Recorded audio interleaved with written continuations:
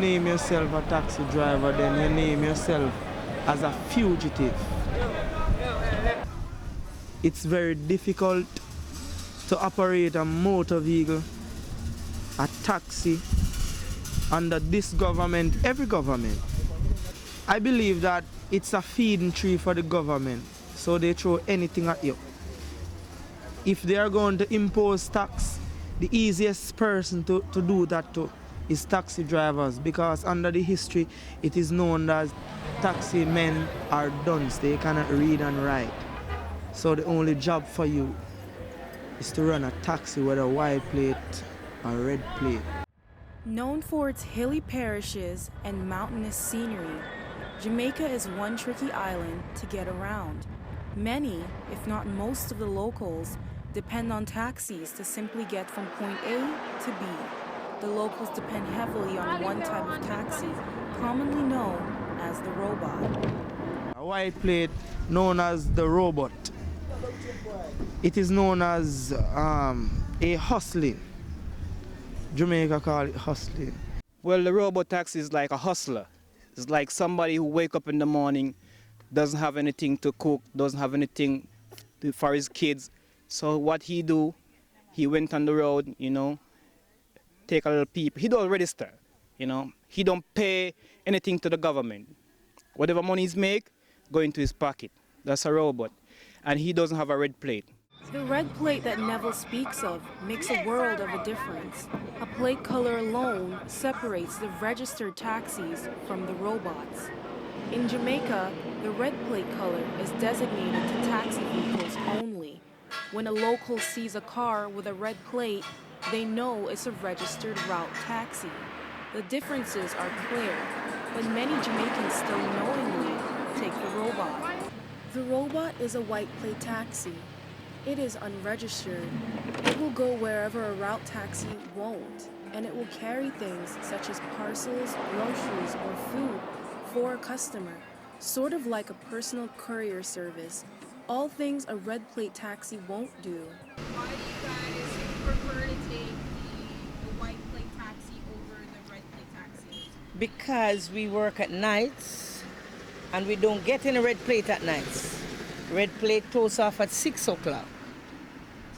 And the white plate is always there for us. There for us. Have you had any bad experiences taking the taxis out here? No. Well, I mean, if you don't have any money, we think. You can't. have to have money. You have to have the money if you take. Well, you can't take a taxi, car. Then we give a blind still, Yes. They can't give a They blind. give free ride. Then give a free ride too. Till later, if we come up in the morning for it and we have no change or whatever, and then take we kids, then take time out too to pick up our kids from school and take home. Sanji is talking about parents trustingly putting their kids on the taxis in the morning. Here on the main road of Dallintober district, parents wait for a taxi to come along. No discrimination is shown to the robots. A robot pulls up, already packed with passengers, but still takes on the load of 2 youngsters. The girls check the back and see there is no room for them. They wait for the next taxi. I think taxis is good because it's our only transportation and our school is very far. From basic school, primary school, high school, and even university, students make up a large part of taxi customers. Some drivers, like Colin Spence, call the student passengers their niche market. We get the bus full up more faster. Yeah, like 3 o'clock now is school time, straight back to 5 o'clock. Yeah, you have competition, but like my route when we run on, you don't have a lot of competition there. Is there a certain limit to the customers in your car? Yeah, there's a certain limit. So we supposed to carry like 5 people in the car. That's what come on the papers.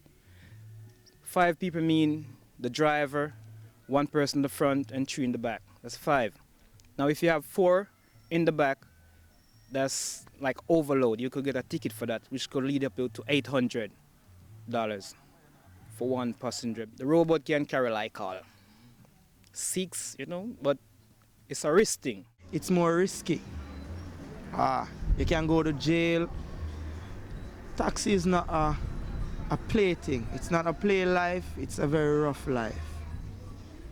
You have to be focused, careful, diligent, humble, courteous. You have to be loving. People tend to like you when you are of a socializing nature.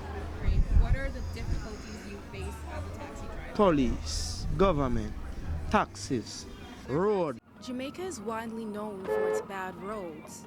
According to an article published in the Jamaica Gleaner on March 5, 2012, 11% of road factor crashes are related to potholes. Drop in a pothole and vehicle get fractured.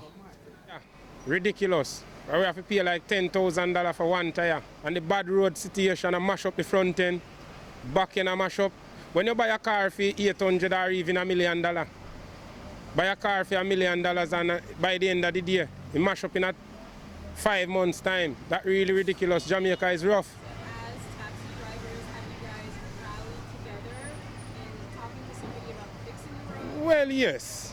As we went to the member of parliament and it's like a peer promise. Lot of promise. We get promise until, believe you me, we're so fed up now. As a taxi man, you're a person that people look up to. People talk to, people love. You drive careful, they love you. You act responsible, you have manners, people like you. Taxi is good, it's a good business, but it only can get better when the government treat us as taximen, as people that can read and write, that can socialize, that bears a burden of taking lives from one point to the next.